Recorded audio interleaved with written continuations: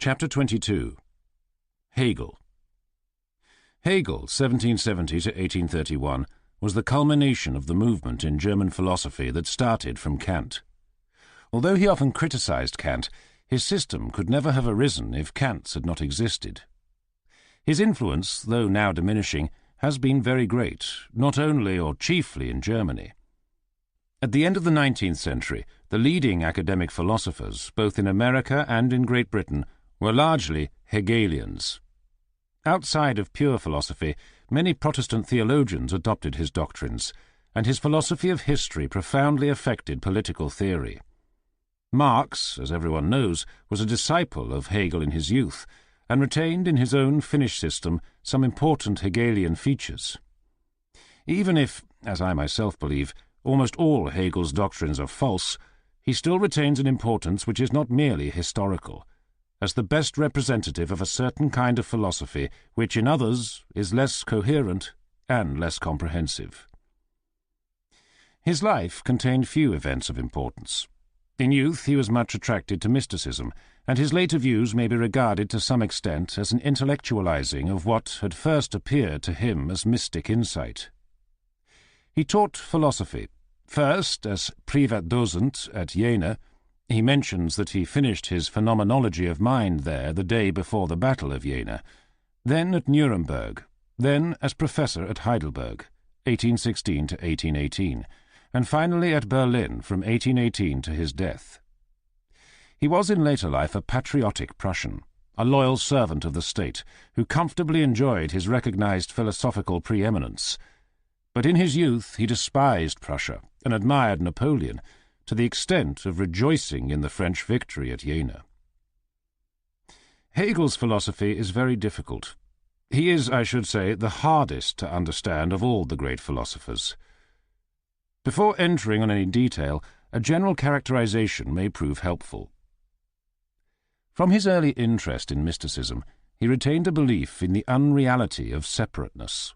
The world, in his view, was not a collection of hard units, whether atoms or souls, each completely self-subsistent.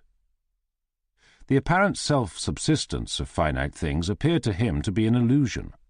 Nothing, he held, is ultimately and completely real except the whole. But he differed from Parmenides and Spinoza in conceiving the whole not as a simple substance, but as a complex system, of the sort that we should call an organism. The apparently separate things of which the world seems to be composed are not simply an illusion. Each has a greater or lesser degree of reality, and its reality consists in an aspect of the whole, which is what it is seen to be when viewed truly. With this view goes naturally a disbelief in the reality of time and space as such, for these, if taken as completely real, involve separateness and multiplicity. All this must have come to him first as mystic insight.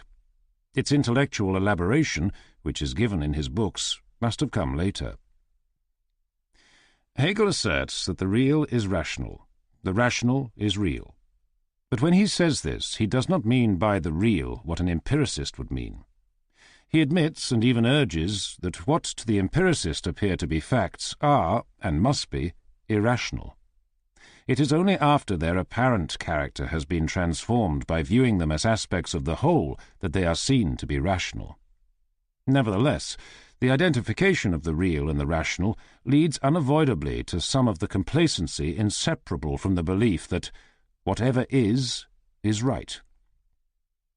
The whole, in all its complexity, is called by Hegel the Absolute. The Absolute is spiritual. Spinoza's view that it has the attribute of extension as well as that of thought is rejected.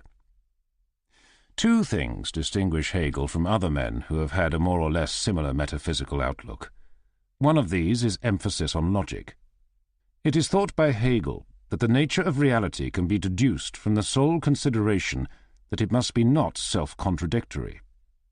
The other distinguishing feature, which is closely connected with the first, is the triadic movement called the dialectic.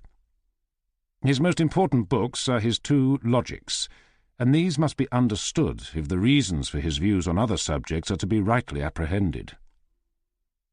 Logic, as Hegel understands the word, is declared by him to be the same thing as metaphysics.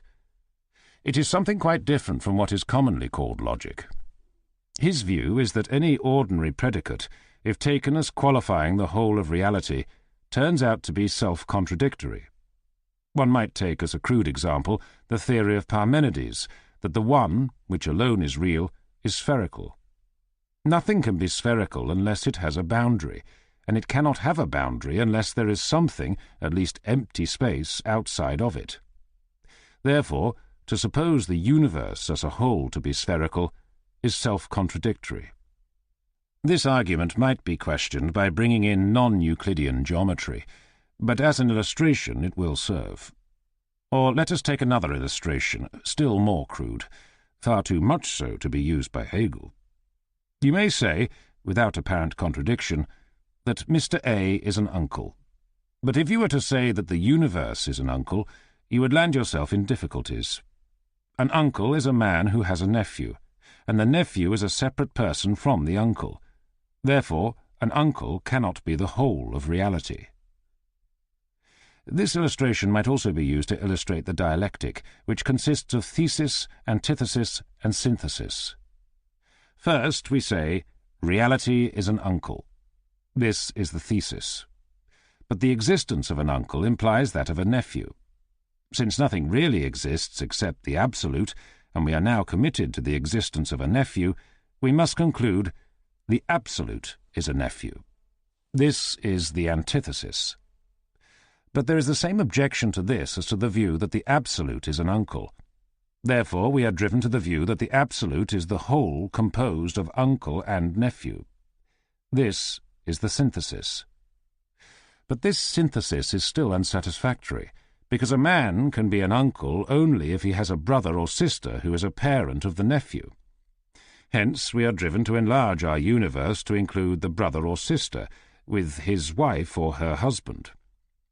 In this sort of way, so it is contended, we can be driven on by the mere force of logic from any suggested predicate of the absolute to the final conclusion of the dialectic, which is called the absolute idea.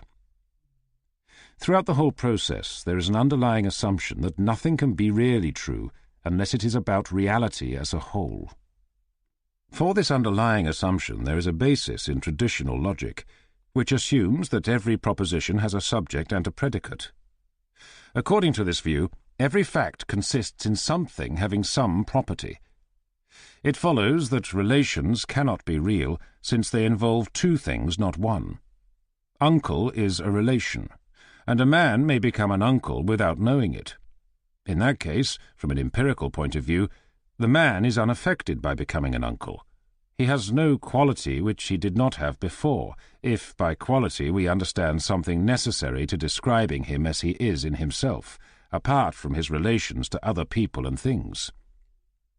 The only way in which the subject-predicate logic can avoid this difficulty is to say that the truth is not a property of the uncle alone, or of the nephew alone, but of the whole composed of uncle and nephew. Since everything except the whole has relations to outside things, it follows that nothing quite true can be said about separate things, and that in fact only the whole is real. This follows more directly from the fact that A and B are two is not a subject-predicate proposition, and therefore, on the basis of the traditional logic, there can be no such proposition. Therefore, there are not as many as two things in the world. Therefore, the whole, considered as a unity, is alone real. The above argument is not explicit in Hegel, but is implicit in his system, as in that of many other metaphysicians. A few examples of Hegel's dialectic method may serve to make it more intelligible. He begins the argument of his logic by the assumption that the absolute is pure being. We assume that it just is, without assigning any qualities to it. But pure being without any qualities is nothing. Therefore, we are led to the antithesis, the absolute is nothing.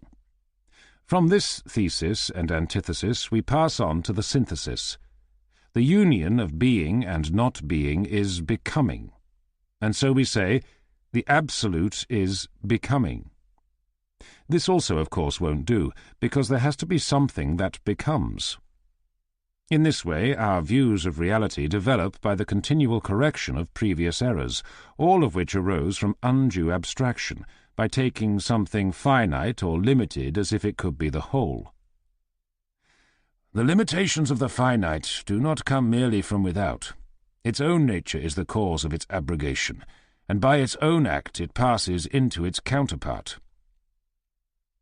The process, according to Hegel, is essential to the understanding of the result. Each later stage of the dialectic contains all the earlier stages, as it were in solution. None of them is wholly superseded, but is given its proper place as a moment in the whole. It is therefore impossible to reach the truth except by going through all the steps of the dialectic. Knowledge as a whole has its triadic movement. It begins with sense perception, in which there is only awareness of the object. Then, through skeptical criticism of the senses, it becomes purely subjective. At last, it reaches the stage of self-knowledge, in which subject and object are no longer distinct. This self-consciousness is the highest form of knowledge. This, of course, must be the case in Hegel's system, for the highest kind of knowledge must be that possessed by the Absolute, and as the Absolute is the whole, there is nothing outside itself for it to know. In the best thinking, according to Hegel, thoughts become fluent and interfuse. Truth and falsehood are not sharply defined opposites, as is commonly supposed. Nothing is wholly false, and nothing that we can know is wholly true. We can know in a way that is false. This happens when we attribute absolute truth to some detached piece of information. Such a question as, "Where was Caesar born?" has a straightforward answer, which is true in a sense, but not in the philosophical sense. For philosophy, the truth is the whole, and nothing partial is quite true. Reason, Hegel says, is the conscious certainty of being all reality. This does not mean that a separate person is all reality. In his separateness he is not quite real, but what is real in him is his participation in reality as a whole. In proportion as we become more rational, this participation is increased. The absolute idea, with which the logic ends, is something like Aristotle's God. It is thought thinking about itself. Clearly the Absolute cannot think about anything but itself, since there is nothing else, except to our partial and erroneous ways of apprehending reality. We are told that spirit is the only reality, and that its thought is reflected into itself by self-consciousness. The actual words in which the absolute idea is defined are very obscure. Wallace translates them as follows. The absolute idea.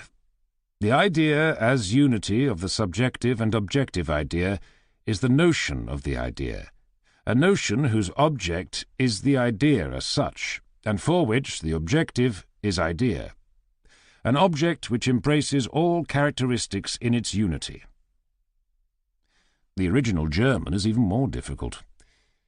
The essence of the matter is, however, somewhat less complicated than Hegel makes it seem. The absolute idea is pure thought thinking about pure thought. This is all that God does throughout the ages. Truly a professor's God. Hegel goes on to say, this unity is consequently the absolute and all truth, the idea which thinks itself. I come now to a singular feature of Hegel's philosophy, which distinguishes it from the philosophy of Plato or Plotinus or Spinoza. Although ultimate reality is timeless, and time is merely an illusion generated by our inability to see the whole, yet the time process has an intimate relation to the purely logical process of the dialectic. World history, in fact, has advanced through the categories, from pure being in China, of which Hegel knew nothing except that it was, to the absolute idea, which seems to have been nearly, if not quite, realized in the Prussian state. I cannot see any justification on the basis of his own metaphysic for the view that world history repeats the transitions of the dialectic, yet that is the thesis which he developed in his philosophy of history. It was an interesting thesis, giving unity and meaning to the revolutions of human affairs. Like other historical theories, it required, if it was to be made plausible, some distortion of facts and considerable ignorance. Hegel, like Marx and Spengler after him, possessed both these qualifications. It's odd that a process which is represented as cosmic should all have taken place on our planet, and most of it near the Mediterranean. Nor is there any reason, if reality is timeless, why the later parts of the process should embody higher categories than the earlier parts, unless one were to adopt the blasphemous supposition that the universe was gradually learning Hegel's philosophy. The time process, according to Hegel, is from the less to the more perfect, both in an ethical and in a logical sense. Indeed, these two senses are for him not really distinguishable, for logical perfection consists in being a closely knit whole, without ragged edges, without independent parts, but united, like a human body, or still more, like a reasonable mind, into an organism whose parts are interdependent and all work together towards a single end. And this also constitutes ethical perfection. A few quotations will illustrate Hegel's theory. Like the sole conductor Mercury, the idea is, in truth, the leader of peoples and of the world, and spirit, the rational and necessitated will of that conductor, is and has been the director of the events of the world's history. To become acquainted with spirit in this its office of guidance is the object of our present undertaking.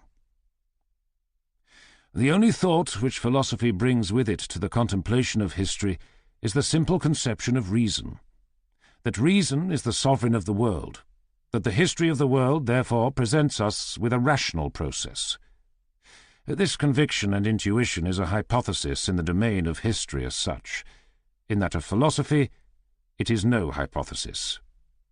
It is there proved by speculative cognition that reason, and this term may here suffice us, without investigating the relation sustained by the universe to the divine being, is substance, as well as infinite power. Its own infinite material underlying all the national and spiritual life which it originates, as also the infinite form, that which sets the material in motion. Reason is the substance of the universe.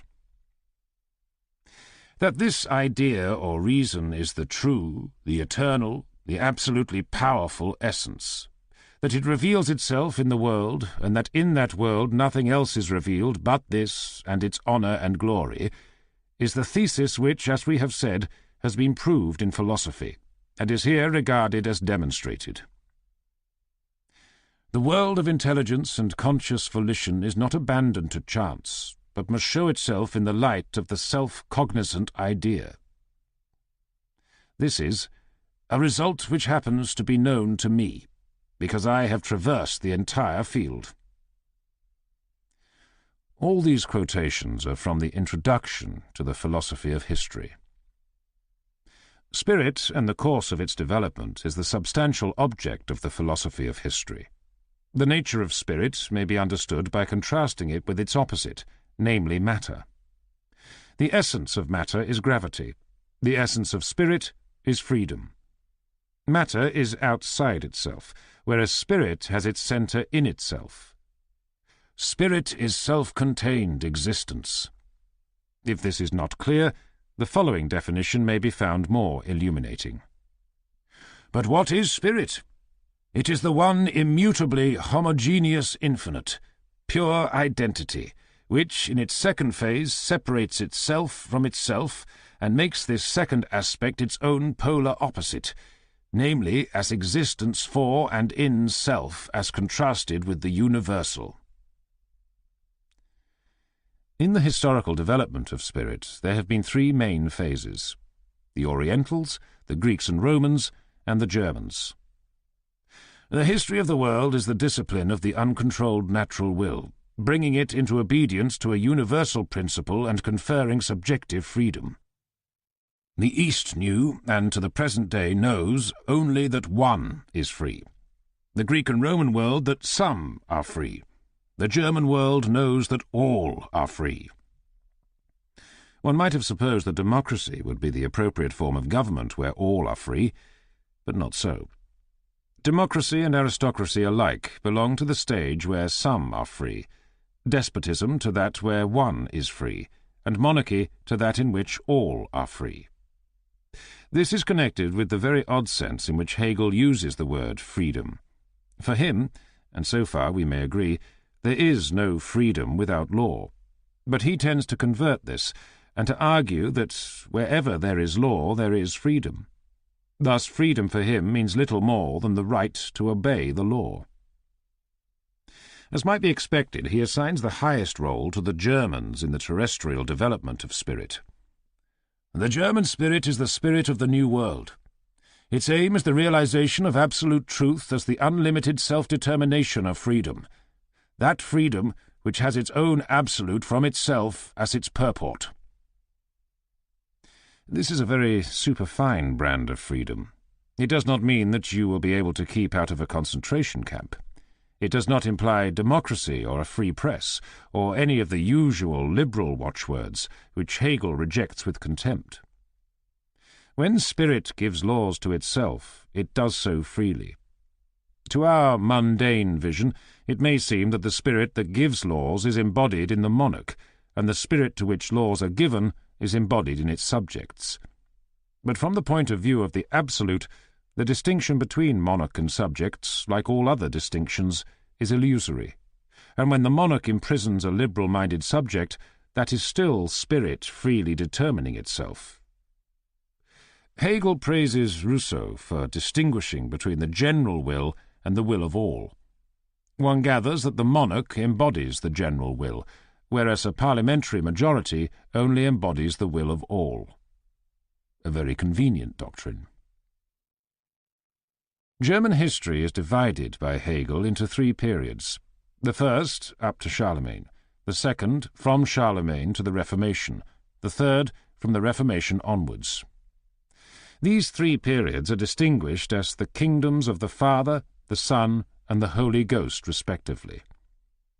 It seems a little odd that the kingdom of the Holy Ghost should have begun with the bloody and utterly abominable atrocities committed in suppressing the Peasants' War, but Hegel naturally does not mention so trivial an incident. Instead he goes off, as might be expected, into praises of Machiavelli. Hegel's interpretation of history since the fall of the Roman Empire is partly the effect and partly the cause of the teaching of world history in German schools. In Italy and France, while there has been a romantic admiration of the Germans on the part of a few men such as Tacitus and Machiavelli, they have been viewed in general as the authors of the barbarian invasion and as enemies of the Church, first under the great emperors and later as the leaders of the Reformation. Until the 19th century, the Latin nations looked upon the Germans as their inferiors in civilization. Protestants in Germany naturally took a different view. They regarded the late Romans as effete, and considered the German conquest of the Western Empire an essential step towards revivification. In relation to the conflict of empire and papacy in the Middle Ages, they took a Ghibelline view. To this day, German schoolboys are taught a boundless admiration of Charlemagne and Barbarossa.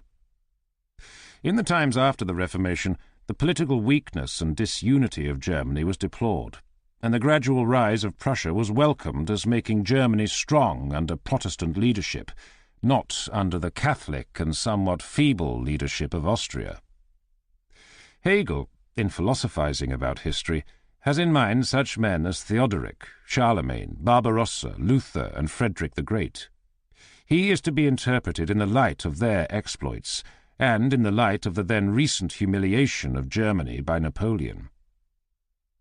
So much is Germany glorified that one might expect to find it the final embodiment of the absolute idea, beyond which no further development would be possible. But this is not Hegel's view.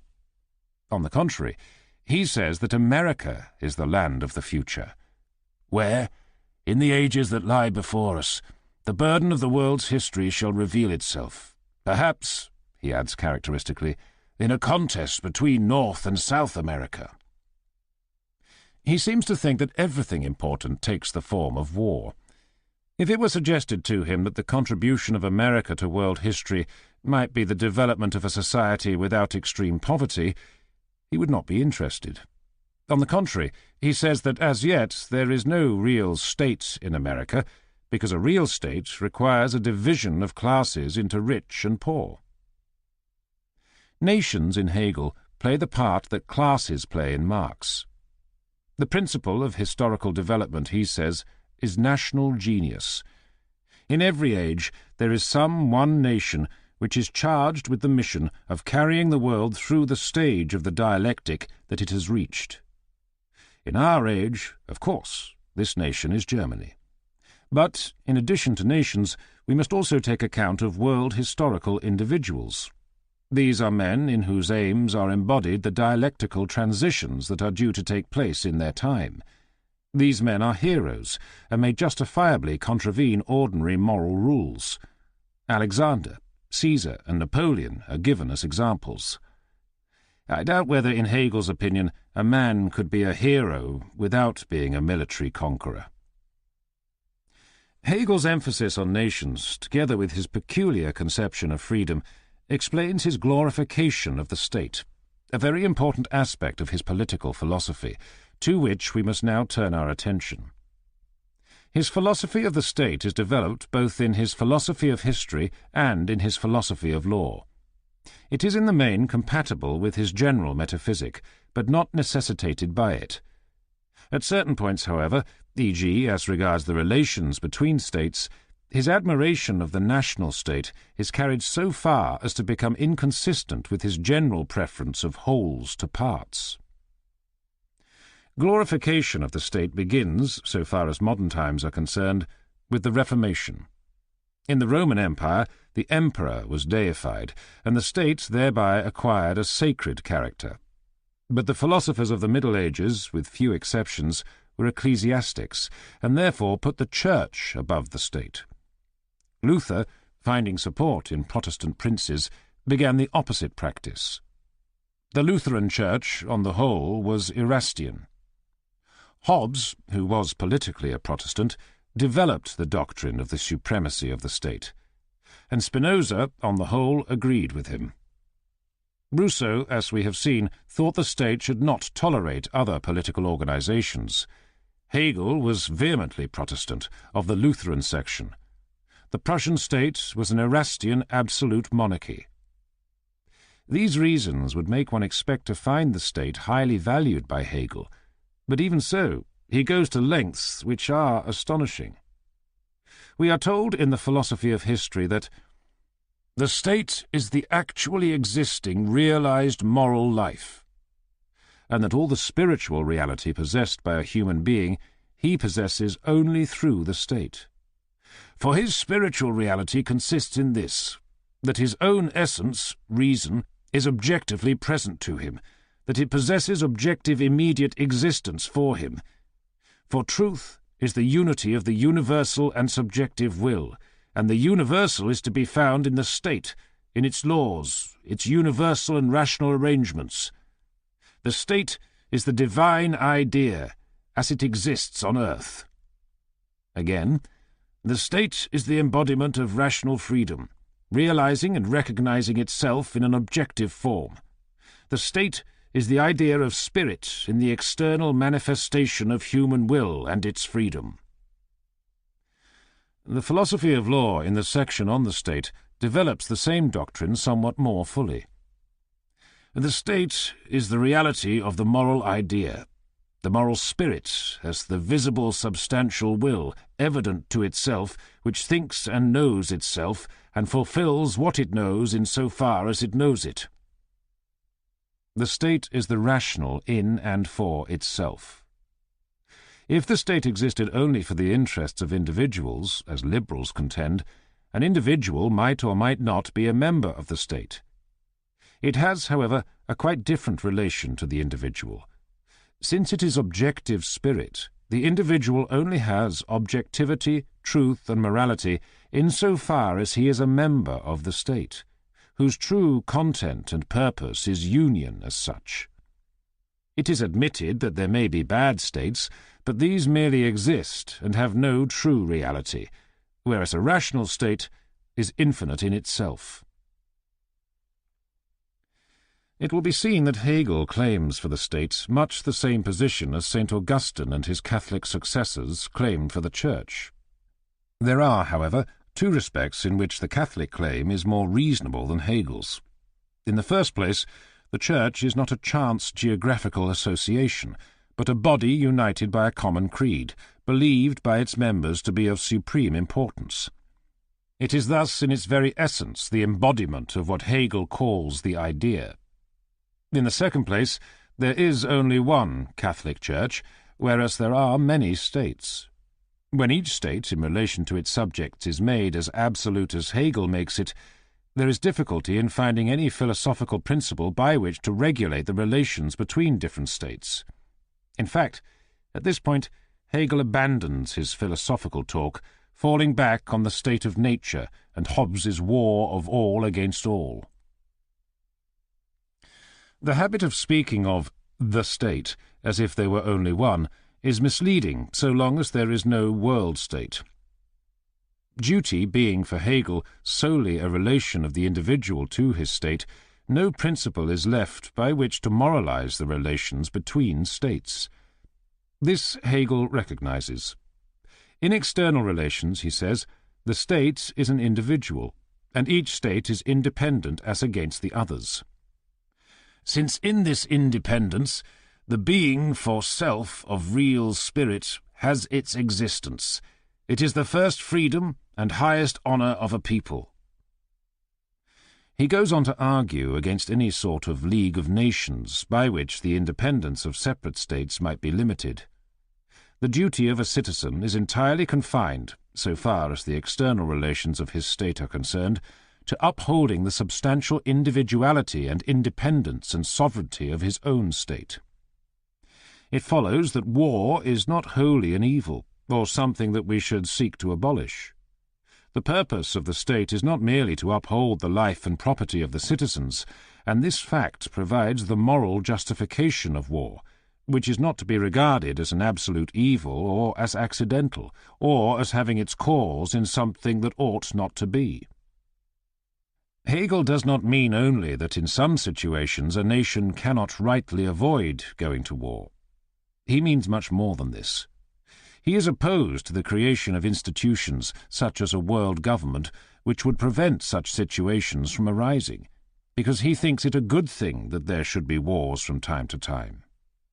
War, he says, is the condition in which we take seriously the vanity of temporal goods and things. This view is to be contrasted with the opposite theory that all wars have economic causes. War has a positive moral value. War has the higher significance that through it the moral health of peoples is preserved in their indifference towards the stabilizing of finite determinations. Peace is ossification. The Holy Alliance and Kant's League for Peace are mistaken, because a family of states needs an enemy. Conflicts of states can only be decided by war. States being towards each other in a state of nature, their relations are not legal or moral. Their rights have their reality in their particular wills, and the interest of each state is its own highest law. There is no contrast of morals and politics, because states are not subject to ordinary moral laws.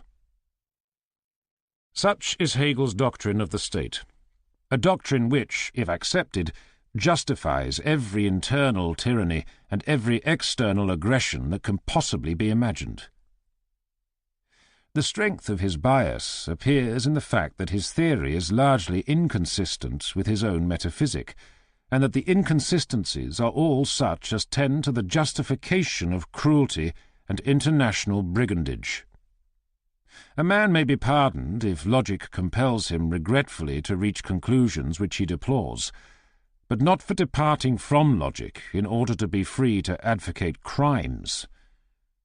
Hegel's logic led him to believe that there is more reality or excellence, the two for him are synonyms, in wholes than in their parts, and that a whole increases in reality and excellence as it becomes more organized.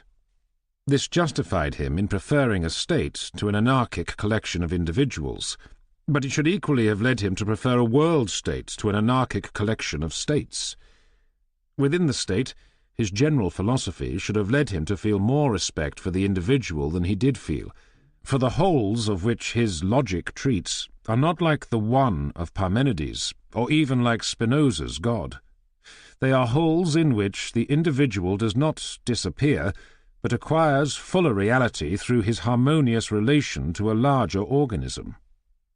A state in which the individual is ignored is not a small-scale model of the Hegelian absolute. Nor is there any good reason, in Hegel's metaphysic, for the exclusive emphasis on the state as opposed to other social organizations. I can see nothing but Protestant bias in his preference of the state to the church. Moreover, if it is good that society should be as organic as possible, as Hegel believes, then many social organizations are necessary, in addition to the state and the church. It should follow from Hegel's principles that every interest which is not harmful to the community and which can be promoted by cooperation should have its appropriate organization, and that every such organization should have its quota of limited independence. It may be objected that ultimate authority must reside somewhere and cannot reside elsewhere than in the state, but even so, it may be desirable that this ultimate authority should not be irresistible when it attempts to be oppressive beyond a point. This brings us to a question which is fundamental in judging Hegel's whole philosophy. Is there more reality, and is there more value in a whole than in its parts? Hegel answers both questions in the affirmative. The question of reality is metaphysical, the question of value is ethical. They are commonly treated as if they were scarcely distinguishable, but to my mind it is important to keep them apart. Let us begin with the metaphysical question. The view of Hegel, and of many other philosophers, is that the character of any portion of the universe is so profoundly affected by its relations to the other parts and to the whole that no true statement can be made about any part except to assign its place in the whole. Since its place in the whole depends upon all the other parts, a true statement about its place in the whole will at the same time assign the place of every other part in the whole. Thus there can be only one true statement. There is no truth except the whole truth. And similarly, nothing is quite real except the whole, for any part, when isolated, is changed in character by being isolated, and therefore no longer appears quite what it truly is. On the other hand, when a part is viewed in relation to the whole as it should be, it is seen to be not self-subsistent, and to be incapable of existing except as part of just that whole which alone is truly real. This is the metaphysical doctrine. The ethical doctrine, which maintains that value resides in the whole rather than in the parts, must be true if the metaphysical doctrine is true, but need not be false if the metaphysical doctrine is false. It may, moreover, be true of some wholes and not of others. It is obviously true in some sense of a living body. The eye is worthless when separated from the body. A collection of disjecta membra, even when complete, has not the value that once belonged to the body from which they were taken. Hegel conceives the ethical relation of the citizen to the state as analogous to that of the eye to the body. In his place, the citizen is part of a valuable whole, but isolated, he is as useless as an isolated eye. The analogy, however, is open to question. From the ethical importance of some wholes, that of all wholes does not follow. The above statement of the ethical problem is defective in one important respect, namely that it does not take account of the distinction between ends and means. An eye in a living body is useful, that is to say, it has value as a means, but it has no more intrinsic value than when detached from the body. A thing has intrinsic value when it is prized for its own sake, not as a means to something else. We value the eye as a means to seeing. Seeing may be a means or an end. It is a means when it shows us food or enemies. It is an end when it shows us something that we find beautiful. The state is obviously valuable as a means. It protects us against thieves and murderers. It provides roads and schools and so on. It may, of course, also be bad as a means, for example, by waging an unjust war. The real question we have to ask in connection with Hegel is not this, but whether the state is good per se as an end. Do the citizens exist for the sake of the state, or the state for the sake of the citizens? Hegel holds the former view. The liberal philosophy that comes from Locke holds the latter. It's clear that we shall only attribute intrinsic value to the state if we think of it as having a life of its own, as being in some sense a person. At this point, Hegel's metaphysic becomes relevant to the question of value. A person is a complex whole, having a single life. Can there be a superperson, composed of persons as the body is composed of organs, and having a single life which is not the sum of the lives of the component persons? If there can be such a superperson, as Hegel thinks, then the state may be such a being, and it may be as superior to ourselves as the whole body is to the eye. But if we think this superperson a mere metaphysical monstrosity, then we shall say that the intrinsic value of a community is derived from that of its members, and that the state is a means, not an end. We are thus brought back from the ethical to the metaphysical question. The metaphysical question itself, we shall find, is really a question of logic. The question at issue is much wider than the truth or falsehood of Hegel's philosophy. It is the question that divides the friends of analysis from its enemies. Let us take an illustration. Suppose I say John is the father of James. Hegel, and all who believe in what Marshall Smuts called holism, will say, "Before you can understand this statement, you must know who John and James are. Now, to know who John is to know all his characteristics, for apart from them he would not be distinguishable from anyone else. But all his characteristics involve other people or things. He is characterized by his relations to his parents, his wife, and his children, by whether he is a good or a bad citizen, and by the country to which he belongs. All these things you must know before you can be said to know whom the word John refers to. Step by step in your endeavor to say what you mean by the word John, you will be led to take account of the whole universe, and your original statement will turn out to be telling you something about the universe, not about two separate people, John and James." Now this is all very well, but it is open to an initial objection. If the above argument were sound, how could knowledge ever begin? I know numbers of propositions of the form A is the father of B, but I do not know the whole universe. If all knowledge were knowledge of the universe as a whole, there would be no knowledge. This is enough to make us suspect a mistake somewhere. The fact is that, in order to use the word John correctly and intelligently, I do not need to know all about John, but only enough to recognize him. No doubt he has relations, near or remote, to everything in the universe, but he can be spoken of truly without taking them into account, except such as are the direct subject matter of what is being said. He may be the father of Jemima as well as of James, but it's not necessary for me to know this in order to know that he is the father of James. If Hegel were right, we could not state fully what is meant by John is the father of James without mentioning Jemima. We ought to say, John, the father of Jemima, is the father of James. This would still be inadequate. We should have to go on to mention his parents and grandparents and a whole who's who.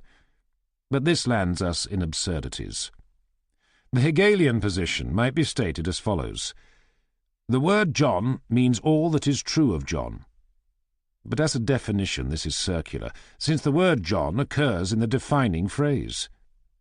In fact, if Hegel were right, no word could begin to have a meaning, since we should need to know already the meanings of all other words in order to state all the properties of what the word designates, which, according to the theory, are what the word means.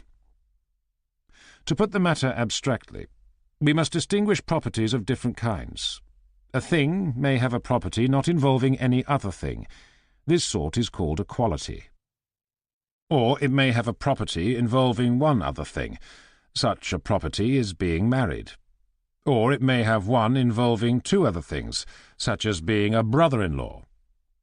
If a certain thing has a certain collection of qualities, and no other thing has just this collection of qualities, then it can be defined as the thing having such and such qualities.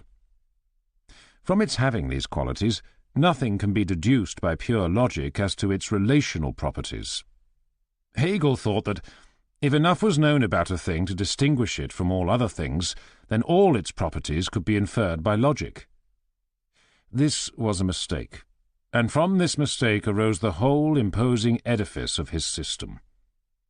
This illustrates an important truth, namely, that the worse your logic, the more interesting the consequences to which it gives rise.